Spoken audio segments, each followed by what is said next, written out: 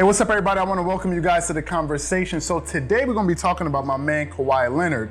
And the question is, should Kawhi Leonard be more aggressive on the offensive end of the court? So that's what I want to get into this video today. So first of all, we all know that the NBA season has been underway, and Kawhi Leonard and, the Clippers have been a really big story, and, it's been really interesting and exciting, to see what's happening with them. They brought a buzz back to a franchise that had been doing pretty well over the last 4 or 5 years or so, but had never really been able to get to the next level. So with him coming to the Clippers alongside Paul George, it brought a lot of excitement. And with the front office that they have with Jerry West and Doc Rivers, and with an owner who has the deepest pockets in sports, I believe, and Steve Ballmer, they've really set themselves up to really, do really well this year. And a lot of people are expecting the Clippers to, meet up in the Western Conference Finals with the Los Angeles Lakers this season. Now, let me say that this season thus far has been a bit of a roller coaster, for us, viewing the viewing public watching these games. I expected the Clippers to be doing much better than they actually are. And now as we're doing this video, they're actually the number 4 seed in the Western Conference behind the Nuggets, the Jazz, and the Lakers. And the Jazz just pretty much came out of nowhere. Their record now is 28-12, and the Clippers are 28-13. And of course, the Lakers have the best record in the Western Conference with a 33-7 record.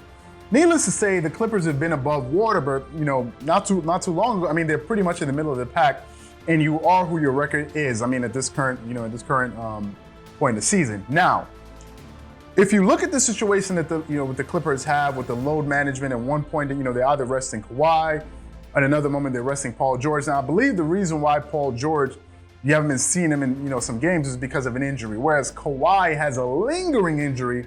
But if Paul George is available, he's going to play pretty much every night, whereas Kawhi is a case onto himself, so he doesn't play as much. But that's the story. Now this season, Kawhi Leonard is averaging 26.3 points a game. He's averaging 7.4 rebounds and 5.4 assists. So if we compare these numbers to last season, he averaged 26.6 points a game. He shot 49% from the field. He shot 37% from the three-point line. He got you about 7.3 rebounds and 3.3 assists. So his assists are up. His rebounds are pretty much the same, and his scoring is virtually the same. And his field goal percentage is down a bit. He's shooting 46% from the field, and he's shooting 36% from the three-point line. So overall, his numbers are down a bit compared to last season if you don't take into consideration his rebounding and his playmaking with his assists. Now, looking at this season, something pretty interesting happened not too long ago with the Clippers. Now, the Clippers just recently came off a game where Kawhi Leonard scored 43 points in 3 quarters. 43 points in 3 quarters. Now, if you take sort of a macro look at that, Kawhi Leonard has only scored over 40 points 6 times in his entire career.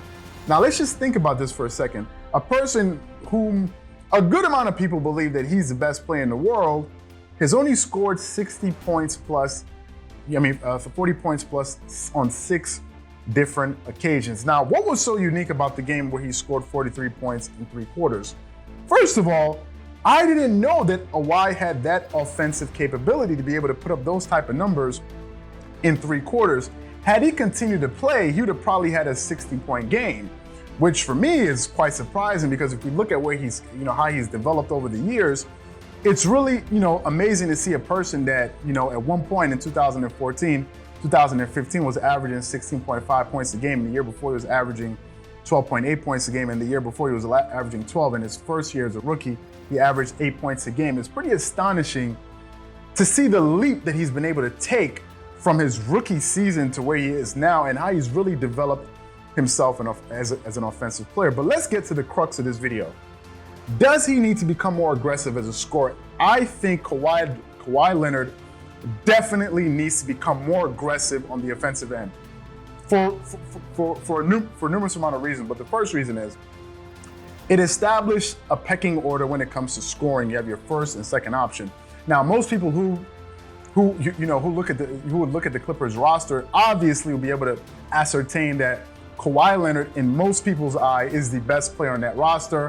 And then you have Paul George, and then it goes down from there, maybe Lou Williams or Montrezl Harrell, depending on what you're looking at. But we all know who the best player is for the most part. But the thing is, I think at times Kawhi is not as aggressive as he needs to be on the offensive end. And I think that's the major difference between him and Kobe.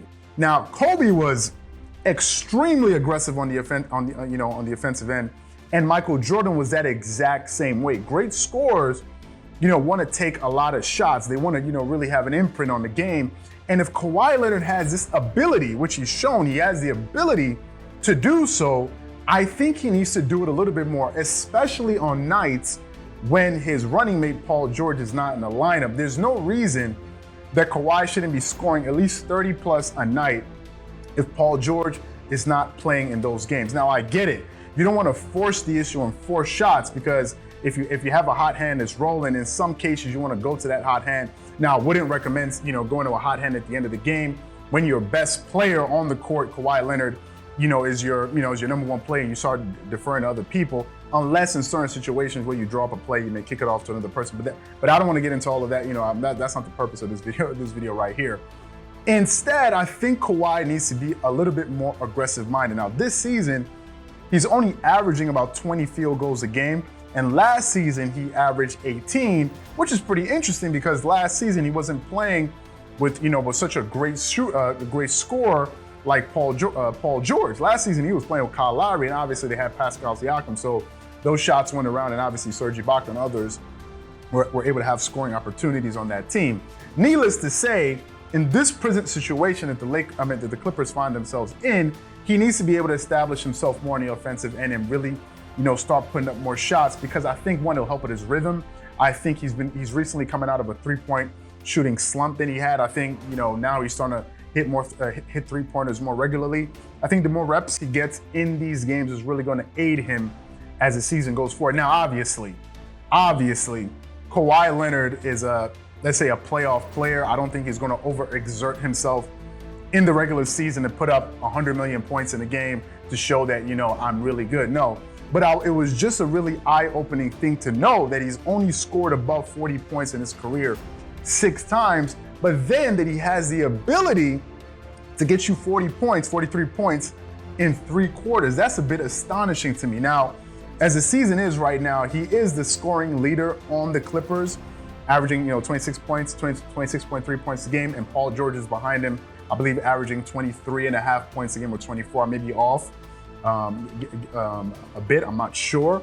So he is the number 1 scorer on the team, but I was just surprised to see that he had that type of aggressiveness. And if you watch the game when he scored 43 points in 3 quarters, I think everything came down to his level of aggressiveness when he was playing. He was playing with purpose. When he got the ball, he would make a decision quickly. He wouldn't waste time. If he was double teamed, he would pass out of the double team, repost, catch the ball, and shoot. He wouldn't be deterred. In many cases, if you watch him in that game, he was even going between defenders on fast breaks. He wasn't giving up the ball. It seemed like he had it in his mind that he was going to score the basketball. And I think that really, puts defenses in a threat when he's very aggressive. It allows other players to be able to, get open shots because it draws in so much attention on him. Whereas in some cases, I feel like, especially in fourth quarters, if you look at a previous video that we did about an issue that the Clippers are having that no one really seems to be talking about, where we delve into the whole point of, at the end of games, the Clippers don't really seem to have chemistry. It seems like they don't really understand who their closer is. Sometimes it's like, okay, it's your turn, then it's my turn, and it's your turn. And they just shuffle between, Lou Williams, Paul George, and Kawhi Leonard. Whereas when you have a bona fide scorer like that and an efficient scorer who virtually can shoot the ball at 50%, shoot a 50% field goal percentage, if he so chose to, and we saw he did that in the playoffs last season, there's no reason that you don't go to him more. And secondly, there's no reason that he doesn't demand the ball on a much more consistent basis. Now, I'm not saying that when Paul George comes back, Kawhi Leonard needs to be putting up 27 shots a game. Obviously, that is not what I'm saying. I'm saying that in the moments when his co-star is not there, he needs to be more aggressive. And also, I think Kawhi can be a little bit more aggressive overall as an offensive player, because clearly he has the talent. You know, when he's scoring, he's putting, you know, he's getting the other team in foul trouble. He's an 88% free throw shooter, so he's going to hurt you at the free throw line. He's going to hurt you from the mid-range. He's going to hurt you from the three-point line.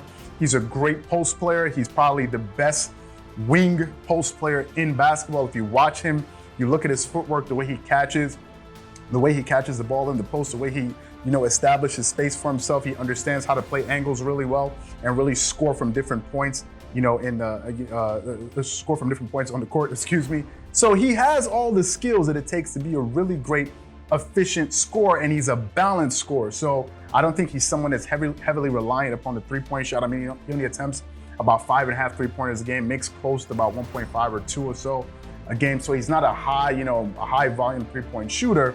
So I just think that Kawhi Leonard just needs to be a little bit more, aggressive on the offensive end. And if he starts to do so now, he's going to get into a rhythm where, you know, when the playoff times comes, he's just going to continue where he left off. But some nights I've watched him fade. Some nights I've seen him get 18 points and just walk off the court. Sometimes I've seen him walk off the court with 22 points, 17 points. He's way too great of an offensive player to be having nights where he's scoring 18 points. Now, obviously, there are those nights when you don't shoot the ball that well, but overall, we all know that he has the ability to do so. So, what I want to know from you guys is, do you think that Kawhi Leonard needs to be more aggressive on the offensive end of the ball? Or do you think I'm maybe making a little bit too much of it? Maybe that's not his game. Maybe that's not the philosophy that the Clippers have. Maybe that's not what they want to do. Maybe that's not, championship basketball. Whatever your thoughts and opinions are, please leave them in the comment section below. I really want to know what you guys think on this. I'm sure we're going to get a plethora of different opinions on this. So please let me know what you think about this in the comment section below. Again, if you enjoyed the video, don't forget to hit the like button and subscribe to the channel, and hit the notification bell to be notified when all of our newest and hottest content comes out. Once again, this is Charles here from DreamersPro. Wish you guys an amazing day. Peace.